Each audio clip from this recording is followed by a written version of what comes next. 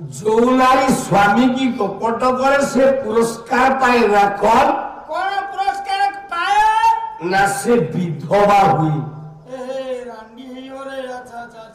जो नारी स्वामी की गुरु बोली भावे ता जीवन महोत्सर्ग हो जाए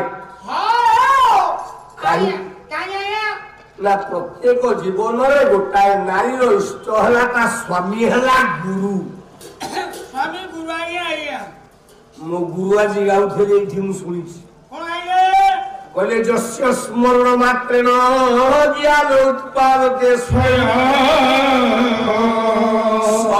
सर्वसंपद तस्मै श्री गुरवे नमः। गोटाए नारीर प्रत्येक स्मरण स्वामी दरकार स्वामी